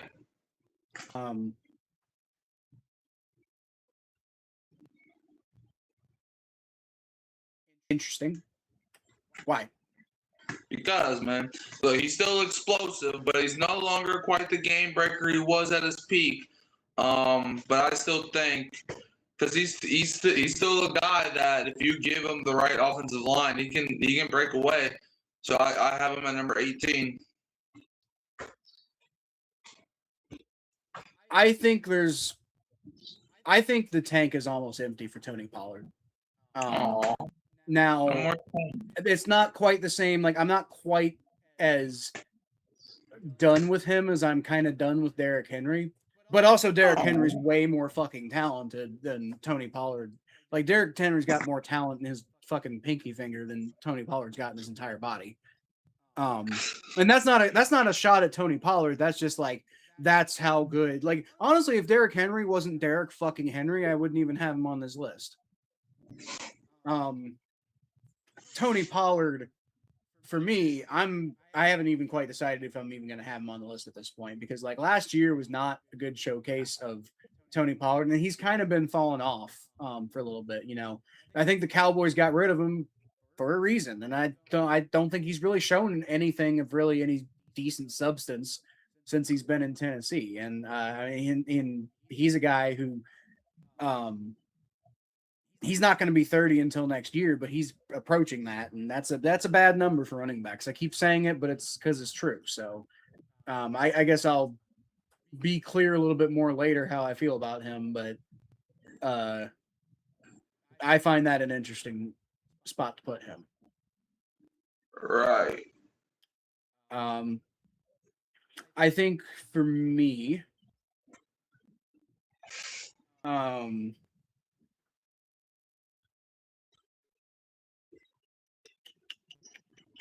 who would I put next? I don't know. Why don't you tell me? Travis Etienne. I'm not now. I like Travis Etienne. I do. Well, I don't know. Maybe. You know what? Okay, fine. Which I will say, by the way,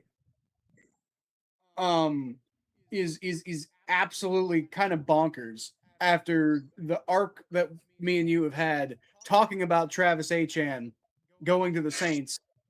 And now that we're actually ranking running backs, turns out I actually have him ranked higher than Mikey, despite all the like buzz Mikey was giving us about him. What made you did email me about that a couple of weeks ago though? Like, what made you change your mind about him? Because, man, I was looking back because I was thinking about what else can I use as my Travis Etienne's good, like my Travis Etienne top 15 debate. I was going back and I just looked at all those games and I was like, I mean, big playability, like he has big playability, but his role and consistently became less certain as the weeks went on in Jacksonville. So that's that's when I mean, look, don't get me wrong. I'm still excited about Travis in New Orleans. I still think he can be a top 15, top 10 running back this year. I genuinely do believe that. I still don't take back anything I said when I was on the show. But the 19 running backs I have ahead of them, I feel like are just a little bit more consistent, and they have like a certain role. And Travis, did so. Well, I agree with you. I do think Travis Etienne has the potential to be top 15. I mean, I think he could be like top 12. You had been saying top 10, which is where I was like, I just haven't seen it from him yet. But I mean, everything I was saying about Travis Etienne, you have now said yourself, and I'm like, well, that's exactly what I was saying, man. Like, I mean, I know Jacksonville's not the ideal situation, whatever, but like his production just never really kind of quite lived up to the hype, and even the production that he did have kind of fell off, and that like there's a reason why he was available for New Orleans. I mean, there was a reason why Kenneth Walker was available, and you still had him at number 10, at number 6. I think the reason Kenneth Walker was available was because he was so good that he kind of exceeded what the Seahawks were willing to invest in a running back at all. They get a franchise tag. But it also helps. It also helps that they have Zach Charbonnet, and I think they believe in him. They could have franchise tagged him and have both of them like they did last year.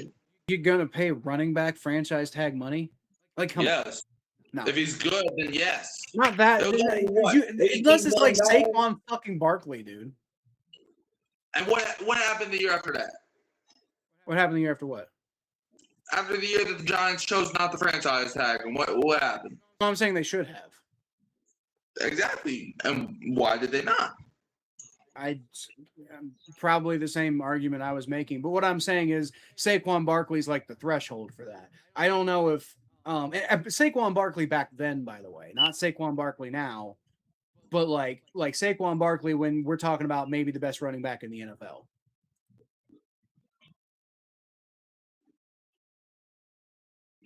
So yeah. Whereas like I don't think Kenneth Walker is arguably the best running back in the NFL. I think he maybe looked like it at times last year, but I don't think he fundamentally is that at his core. Mm-hmm. Right. You got Chuba Hubbard next.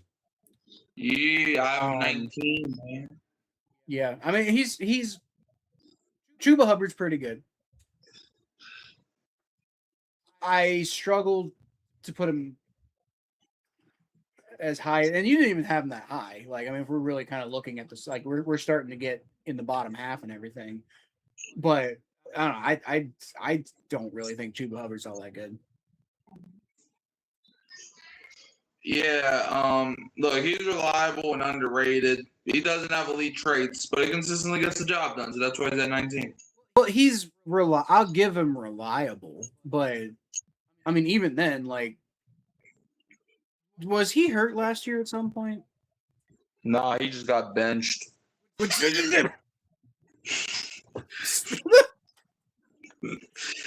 my point. He got benched for Rico Dowdle, who was on a heater. Yeah. Oh yeah, shit. I forgot about Rico Dowdle.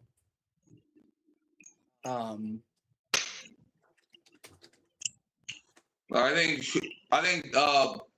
think Rico had like 200 yards one game. They're like, why don't we just give him more carries? Yeah. I will say I don't think Rico Dowdle is nearly as good as everybody thought he was there for a second. That's what I said. Thank God the Steelers invested in him because I think they're gonna. But then again, I think the Steelers are gonna use him like a gadget guy, and I think that's probably where he's best. So maybe that's not a good thing. Maybe. But, yeah, I don't know. I don't know about Chuba Hubbard this high. He got benched, and I know Rico Dowdle was on a heater, and I know you got to go with the hot hand and stuff, but like they wouldn't have gone with the hot hand if the hand that they had was any good. Chuba Hubbard was sucking for a minute. That's what I'm saying. Like I don't know about him. But I mean he's also pretty good, I guess. Well, no, I don't think he's pretty good, but I think he's a pretty decent. Well, damn.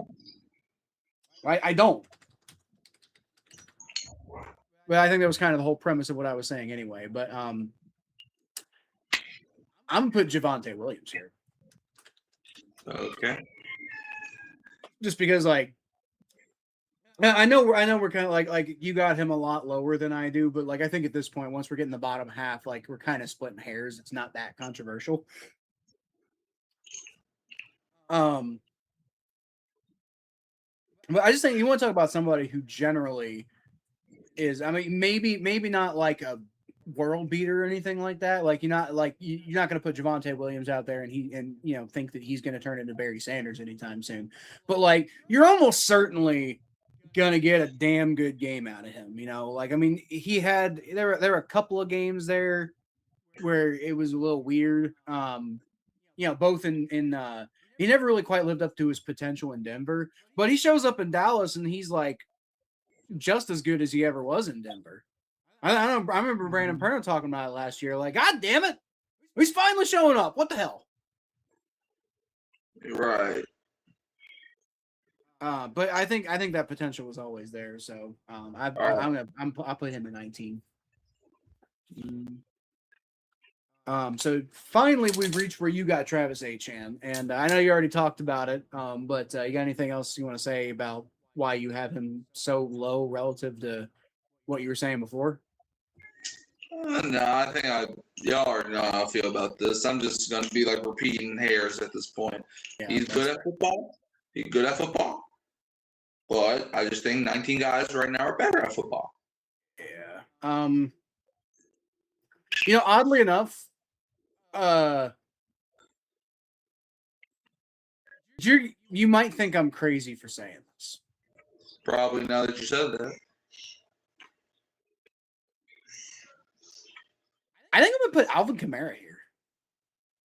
Okay, I mean you're not too crazy. I mean, like, I know he's been falling off a little bit, and you want to talk about a guy who's like, past the 30 mark. So I mean, like, might be breaking my own rule a little bit by believing in him, but like, I've just always been such a big fan of Alvin Kamara, and he's almost always made me look good by believing in him. Last year wasn't great, but he's still Alvin Kamara, and I think that I think you guys are probably right to have Travis Etienne be your main guy, but I think as a 1-2 punch, I think you might revive Alvin Kamara as like a weapon.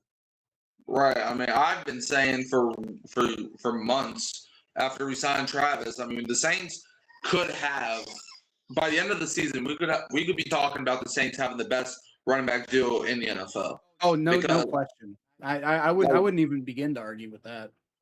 Right, because it's like Alvin Kamara, like a lot of people forget. I mean, just 2 seasons ago, the man played against, and I understand there's one game, but 2 seasons ago, that's not very long ago, the man had a 4-touchdown game. Okay. Like the dude, like, yeah, is he the same Kamara as he was back in 2020? No, but we don't need him to be. Not now. We don't need him to be a guy that's going to score you 15 touchdowns. But Alvin Kamara, one thing he is, the dude's always going to be consistent. Like, he's never been a 1,000-yard running back because he was not drafted to be a 1,000-yard running back. He was drafted to be a receiving back and a running back, which he was pretty good at for his whole career. Mm-hmm. Even now, I mean, like if he didn't get injured, last year, he would have had his second best season since what 2020. Yeah, like. And again, like I mean, last year was definitely not the type of thing that Alvin Kamara is going to put on his resume for the Hall of Fame. But I think it's okay for him to have an off year, and he is getting older, and it might kind of go more in that direction. But again, if you're not relying on him to be the guy, I think he can still make a big impact. Right.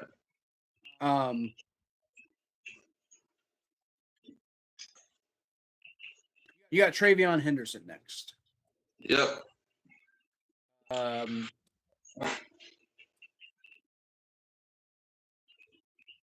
Fair, honestly. I thought personally he didn't look amazing for the Patriots last year, but he did kind of come on near the end there, and I think the way that he kind of played better down the stretch. I think people kind of underrate a little bit as to why the Patriots look so good down near the end of the year last year. Right. He got shut down by Baltimore near the end of the season, but other than that, he was really kind of coming on there. Yeah. I mean, he was an explosive rookie last year with tremendous upside, but he still has to prove it over an NFL season because he was splitting carries with Stevenson for most of the year. But if he can get like a full workload, I am excited to see what he can do. My only thing is like I say he was kind of coming on near the end of the year, but he also didn't really show up in the playoffs. Right. Like he did good against the Chargers, but like, where the hell was he the rest of the playoffs? Right. So I don't know, but I mean, I definitely think he's got a lot of upside. So I'll definitely yield to you on Travion Henderson. I think I'll agree with you that he's in the right spot. So next you got how do you pronounce? Is it Quinshon or Quinshawn? Quinshawn. Quinshawn. Okay, so you got Quinshawn Judkins next. Which I'm just how? Like, what the fuck did he do? He had a solid rookie year. Okay, rookie year, I guess. Like, I mean, he like overall in terms of like running backs who had as many carries as he did, I'd say he's like pretty down the list as far as being impressive goes. Like he had 7 touchdowns all year. He also got hurt during his year. And 3 of them were against, like in week fucking 7. I know he got hurt, but like outside of a couple of games here and there, I wasn't impressed by Quinshawn Judkins at all. Exactly, which is why I have him at 22. I mean, that's fair. I mean, we're not talking about guys who you have a lot of belief in. I almost struggle to put him on the list. I feel like he was a powerful between the tackles runner who could rise quickly if he earns a large workload. So,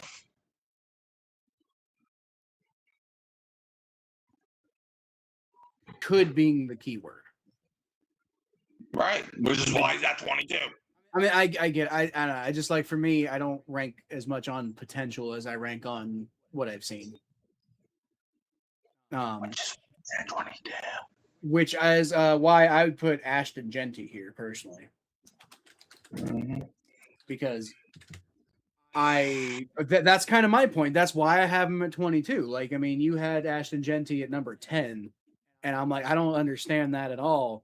Well, I see some potential, and I saw some flashes last year, and I was like, maybe we'll see, but there wasn't any consistency, and it kind of bothered me. And I'm not saying he's terrible, but I got him at 22 for the same reason you're putting Quinshawn Judkins there. All right.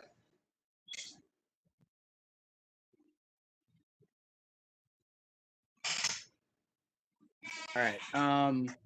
Aaron Jones, number 24. What a fall from grace. These numbers are stupid. Yeah. What a fall from grace from Aaron Jones. Because a couple of years ago, I would have been like, dude, he's like a top 10 running back easily. But he just has not adjusted to Minnesota well at all. Yeah.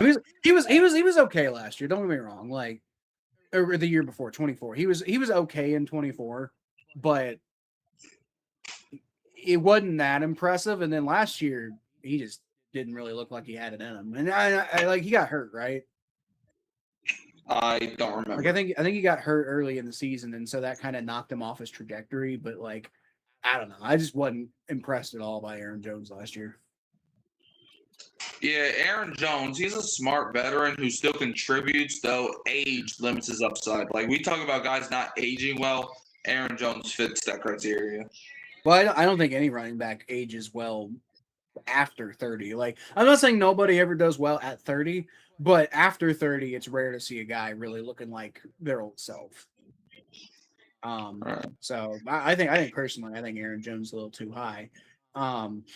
I would put Jalen Warren here. I think you got him in a good spot. I'd put him a little bit higher. But this was the guy who I was saying I'd throw up in my mouth a little bit because I was thinking about ranking him higher. But I thought about it. I'm like, he's not really that impressive. Right. Now he definitely holds the position down. But I think there's a reason that they went out and got Rico Dowdle because like I think they feel like they can rely on Jalen Warren to kind of hold it down, but they're just not going to get home run ability out of him.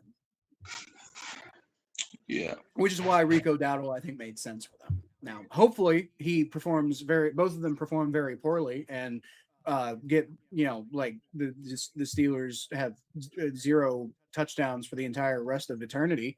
But I don't have a problem with Jalen Warren personally or Rico Dowdle personally, so they could just go on other teams and do well.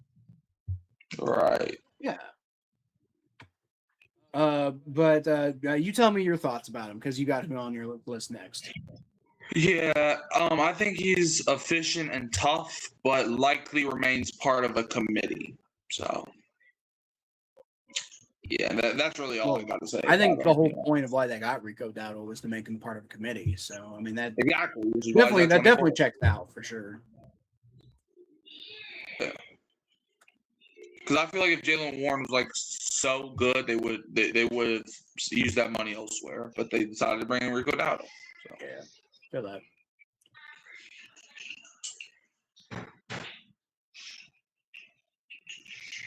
All right.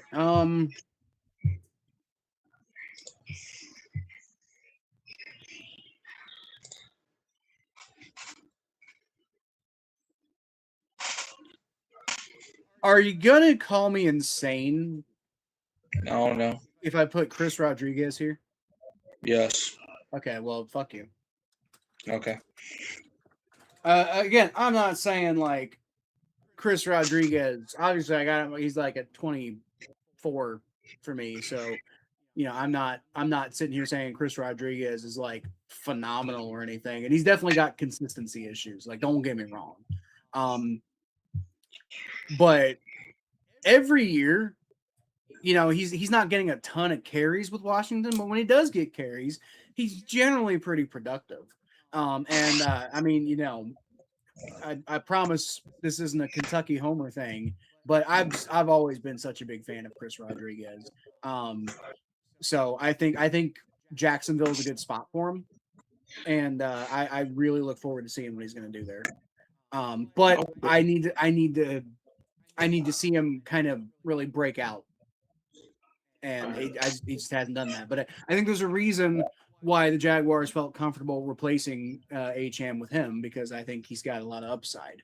My only thing is just like I need to see you do it more often. The biggest thing for me with Chris Rodriguez is he wasn't used a ton in Washington, but that might be okay. Like I mean, the man's had one single fumble in his whole career, so yeah, I think he'll generally be okay. But we'll see.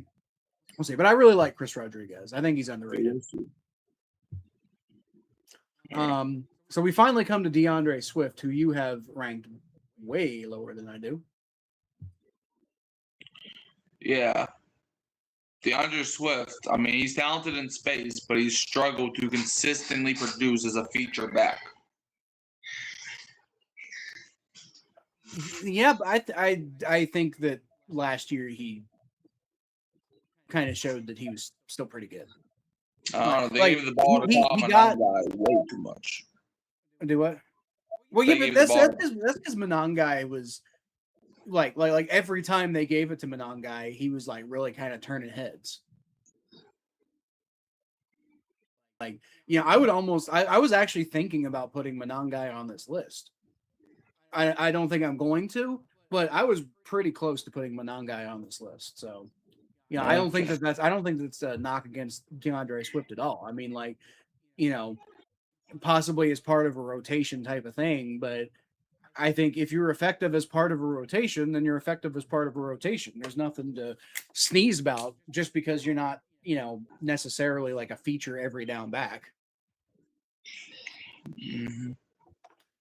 But you know what? Fair enough. That's your criteria is allowed to be your criteria. I think for me, I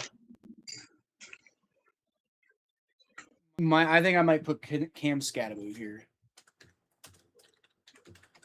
because like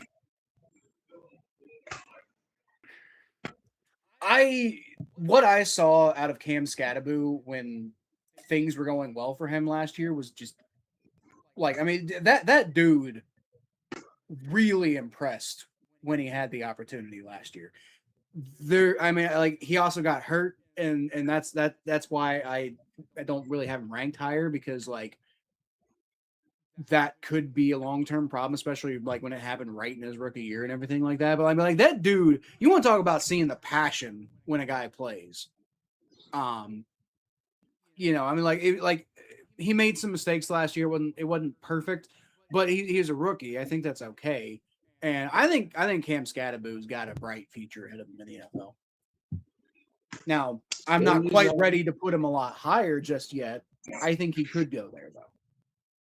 Maybe.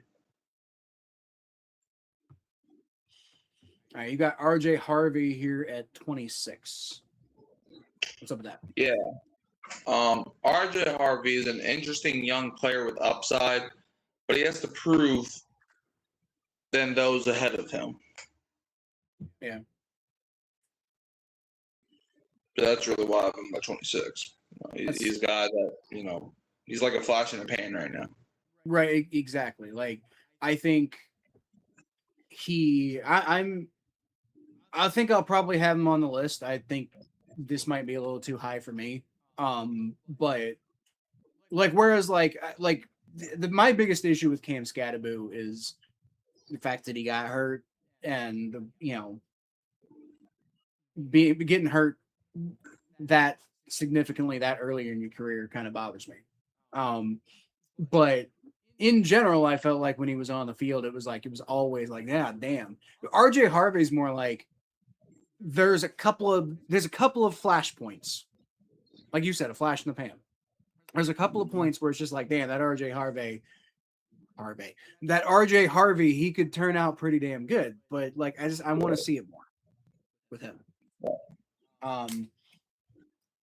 I think for me, I think I'm gonna put. I think this is where I put Aaron Jones. Okay. Because even then, I'm questioning whether I should even put him this high, just because of the age. But I mean, he only had one particularly bad year so far. So, and even then, it wasn't particularly bad. It just wasn't what you expect out of Aaron Jones. Right.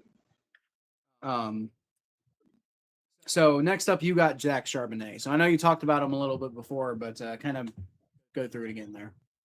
Yeah, I mean, Zach Charbonnet, he's a strong runner who could climb if given a larger workload, which, I mean, he will miss a few games this season, so we'll see how he does whenever he comes back. But, yeah, so we'll just have to see.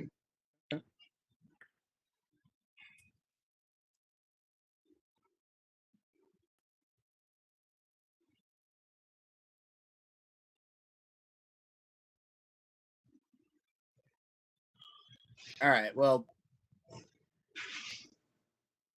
I think I'm just going to put a lot of hot takes out there today, but another guy you don't even have ranked on your list that I think deserves to be ranked at the very least, Jordan Mason. Yeah, Jordan Mason was definitely I think, yeah, I think he's one of the best, if not the best, backup running back in the NFL. Now he's a backup. I don't know if I would want to rely on him, and that's why I got him. I'm not going to rank him any higher than 27. But I believe in him more than a guy like I already talked about how I felt about Quinshon Judkins. I feel like Tony Pollard's washed guys who I just like. I'd take Jordan Mason over those guys. Right. Possibly even RJ Harvey. It's like I believe in RJ Harvey. I think I might have RJ Harvey next. So actually, I'm just gonna go ahead and say that I'm putting RJ Harvey next on my list. Like he's just almost at the point where I'd take him over a reliable guy like Jordan Mason, but I need to see more of that flash. But you got Javonte Williams here, which is interesting because he was the guy who looked pretty good at times in Denver and just never really fully got it going. So talk about it. Yeah, Javonte Williams, he's flash talent, but injuries and declining production have hurt his standing. I know he had a good year in Dallas, but I don't know. I need to see more than 1 year before I rank him higher than this. Yeah, I mean, like, I get it. I also didn't really have him ranked that high. I had him ranked at 19. And that's more just because like I really like and believe in Javonte Williams. I think maybe more so than he's like actively a really great running back. But again, when I'm putting him at 19, we're not talking about like I'm not putting him in the same conversation as like Saquon, you know? Right. All right. So number 30, you got Cam Skattebo. 29, be okay. Yeah, sorry. The numbers are weird on Excel. Right. But anyway, go ahead. Yeah, Cam Skattebo. I mean, last year he was a physical, versatile rookie who needs to establish himself at the NFL level. He was coming off of a bad injury, so he didn't really get to play a whole lot. But I don't know. I think, if he can establish himself, he could be in the top 20 as of next year. Okay. I think for me,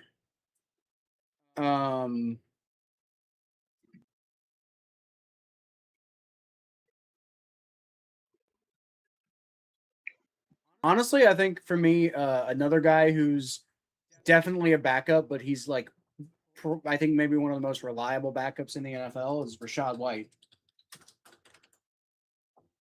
So I think I'd put him here over, some of the other guys. Like I said, I'm not even sure I'm going to rank Tony Pollard at this point. But I mean, like Rachaad White, is a guy who, like, Tampa Bay was always generally able to rely on to just be solid if they needed them,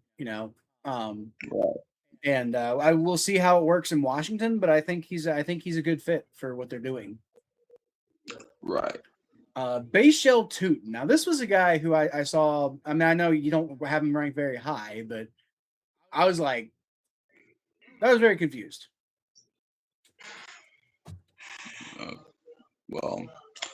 Yeah, I think he has elite athleticism, but still developing as a complete NFL back. So that's why I'm at 30. So he's just like a raw product. I didn't see a damn thing out of him last year.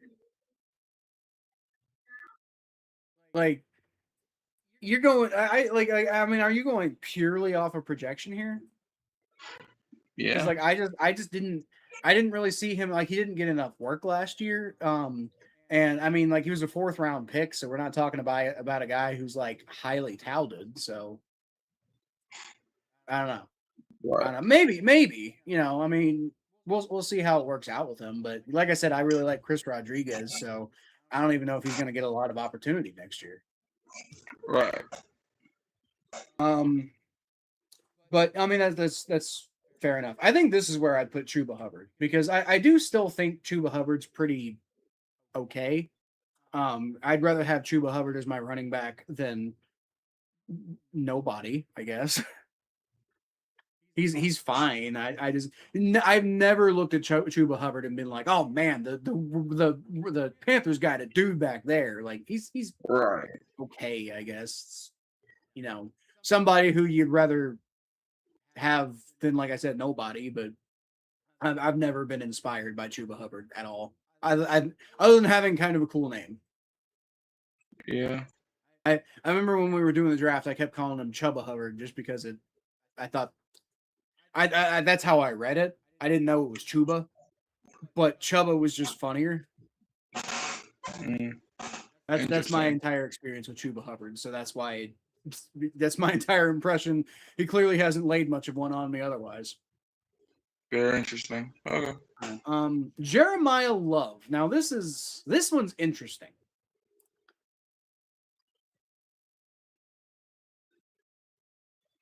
Why? Because, man, he was one of college football's best backs, but until he reaches the NFL, it's hard to rank him above established pros. But he doesn't take a snap. Exactly. Okay, so and I'm not, I mean, honestly, your explanation is fine. I'm not even going to necessarily argue against your explanation. I think for me, on principle, I'm just not going to rank a guy who hasn't taken an NFL snap, period. Like, I want to see him first, you know? But your explanation is fair. I think an explanation is absolutely fair. I think for me, this is probably where I'm going to put Omarion Hampton. Just because, like, I need to see more out of him. You know, I do think he's very talented. Don't get me wrong. I need to see a little bit more. And then finally, you got Jackery. Is it Jackery? Ja'Cory Krosky Merritt. So, which thought process with him? He has intriguing traits, but his projected role and resume are still behind the others on this list. Yeah, I would agree with that. I also don't think I think he's in a situation where he's not really going to thrive in Washington. Like possibly at all. So I'm not. I think you got a decent. There's I think a decent argument to be made that he should be ranked. I don't think I would rank him myself. I got two guys who I'm really kind of torn between here, though, for like my final spot.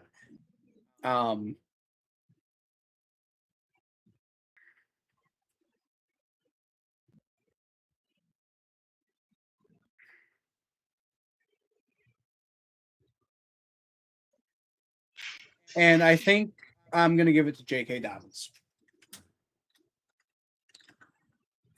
Because, like, J.K. Dobbins, here's the thing. I think J.K. Dobbins, if he were to, like, live up to his potential, he'd be way up this list. Like, J.K. Dobbins is a damn good player. And it feels like he's been in the league forever, but he really hasn't. He's 27. Now, injuries are a concern. It keeps kind of popping up with him. I mean, that's what derailed his career completely in Baltimore. It just kept fucking him over. And you feel terrible for the guy, but, you know, that's why I can't rank him higher, because despite his production and age, the injuries have really kind of been a problem, and Denver does keep just kind of trying to not commit to him. So that speaks as loudly as anything else, I think. But the man's talent is undeniable. And when Denver is able to get him to become a major part of the game plan, he tends to really kind of hit home runs. Right. So, like, I really like, you know, J.K. Dobbins is, I think, a long line, a player in a long line, the next in a long line of guys who go to Denver, who are veterans who just for one reason or another couldn't quite make it work with their old team, and I think are a really good get for the Denver Broncos. Like, I mean, it reminds me of when they got Willis McGahee, right? And right. Willis McGahee had a good career in Baltimore, but obviously kind of fell off. But then he goes to Denver and he kind of comes back. And I think that J.K. Dobbins is a guy who could kind of do that again. I'd like to see him on the field more. But, you know, when he was available to be on the field, he was doing just fine, you know? Right. So I'm going to JK. I would almost even maybe put J.K. Dobbins ahead of Omarion Hampton. And I think I am going to do that now that I think about it. And again, this is not an anti-Omarion Hampton thing. This is just that I need to see more type of thing out of him. Right. But that is definitely, I definitely decided Tony Pollard, Quinshon Judkins, and Ja'Cory Krosky-Merritt, which I don't think that one's terribly controversial because you had him ranked dead last on your list. But like I just don't. I think Tony Pollard's washed, and I think I just don't see it with Quinshon Judkins. Like what the hell did he do? That is a very interesting terminology. What? We call somebody washed whenever they're not good at football no more. Uh-huh. But when you wash something, that's supposed to make it cleaner.